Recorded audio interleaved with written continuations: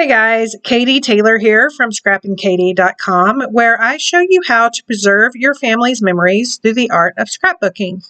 Today's video is a little bit different as I am doing a 5-part series on the must-haves from the brand new core catalog. The next must-have in this 5-part series is all about our stencils. If you are new to stenciling, maybe you're intimidated by them, hang on because I'm actually going to do a demonstration and show you how easy they are. Now stencils, you can do a whole lot of everything with them, but I'm going to show you just how easy, especially our layered stencils that we have now, create that look that you get when you might do something elaborate with them. But if you're just starting out, this is a wonderful place to start. And if you're not starting out, you've probably noticed in the industry, layered stencils are the new hot thing. I'll explain a little bit more about layered here in a second, but I wanted to walk you through the pages that have our stencils. So starting on page 87, these are our 12 by 12 stencils. Now you'll notice immediately these two are 12 by 12, but these four, well maybe not that one, but these three definitely have smaller stencils. And that is, you can use them on layouts, you can use them on cards, you can use them on mini albums, whatever you want. And you can also use these for those purposes as well. And then this one is a layered stencil. It just doesn't have as much separation as these either. So I'll be demonstrating that here in just a second. And I love the 12 by 12 for storage purposes.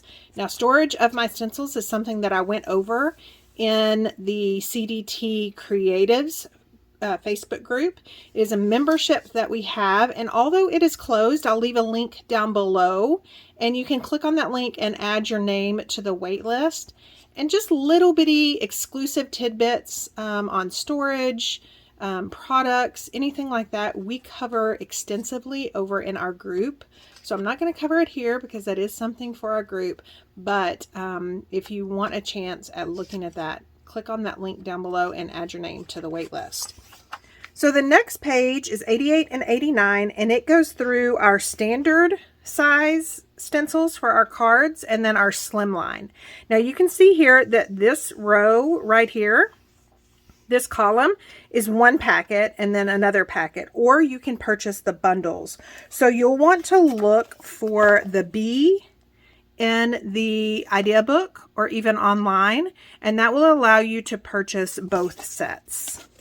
So you can see here again, standard and slimline cards, and we've even got some buildable ones. This is buildable, meaning like it's layered, and then of course the 12 by 12. So now let me actually demonstrate and show you some examples of those. So here is a look at that stencil pack number 1. I'm going to lay it on a piece of cardstock just to make it a little bit easier to see. Maybe, hopefully.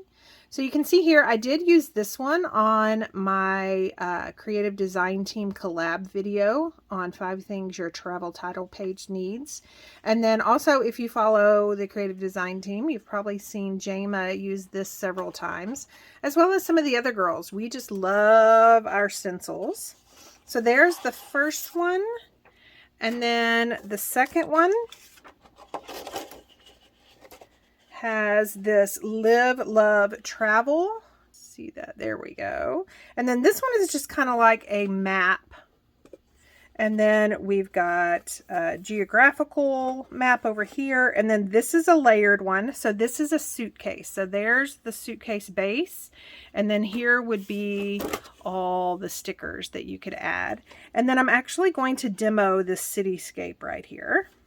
So love that one. And then the third stencil in the stencil pack 1 has a few other buildable ones. So you've got this wood grain right here, and then you've got this kind of little outdoorsy with the sun and the mountain and the river and the trees.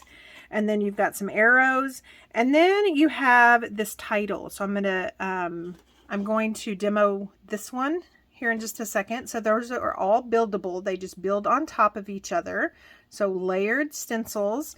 And then at the bottom, you've got these trees. So you've got your tree, and then you can see right here where you have an overlay to just kind of add some dimension to those tree trunks. So I'm going to speed up this process, but walk you through it in its entirety.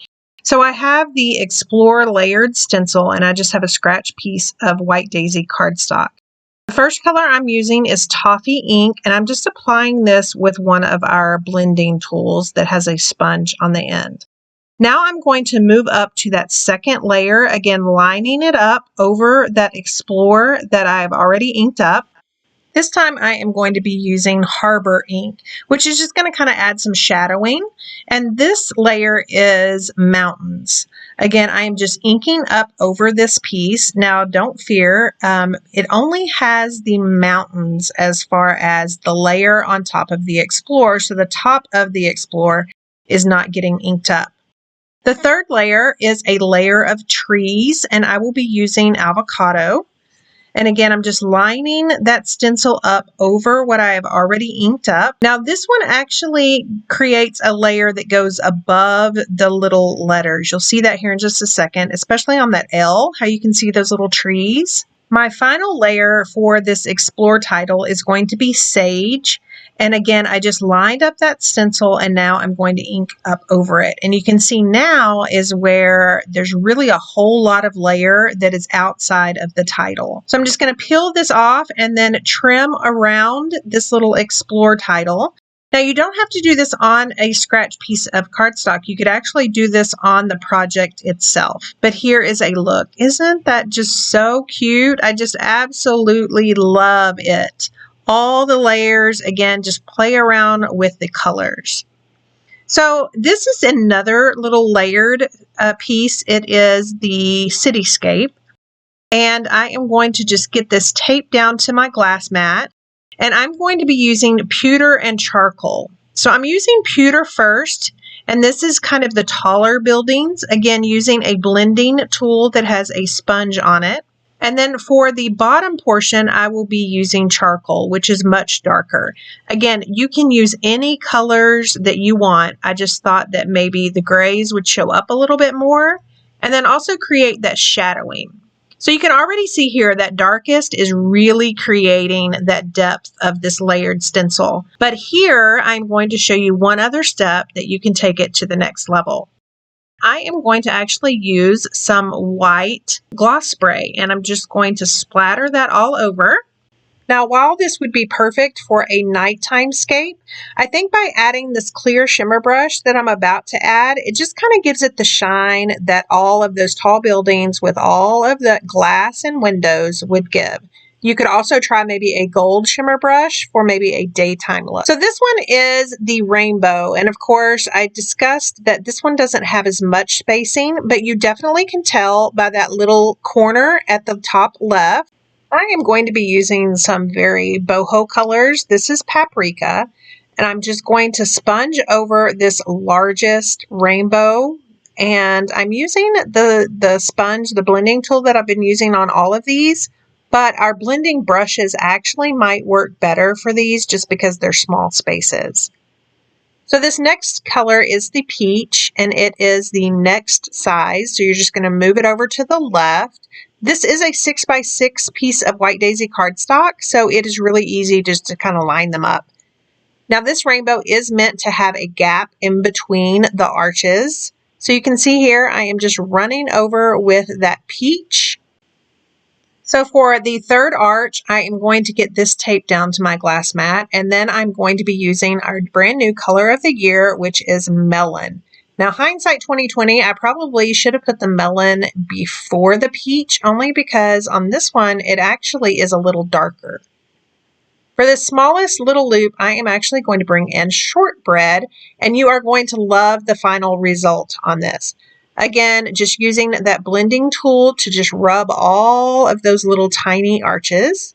And then let's take this off and take a look at how this little boho arch or rainbow looks.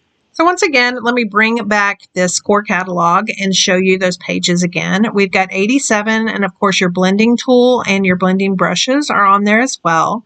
And then pages 88 and 89 have the card fronts. Now, while I did not do the card fronts on camera, you definitely could layer those. I'll leave a link down below to a video that I did. And then here is a card using those circles. Isn't that just so cute? I did use Distress Oxides on these, but again, I just love the way those circles look, and then there is even a matching envelope. Again, I will leave links down below to all the products that I used. Don't forget to hit the subscribe button and sign up for notifications so you won't miss the other 2 parts in this 5-part series on the must-haves from the brand new core catalog.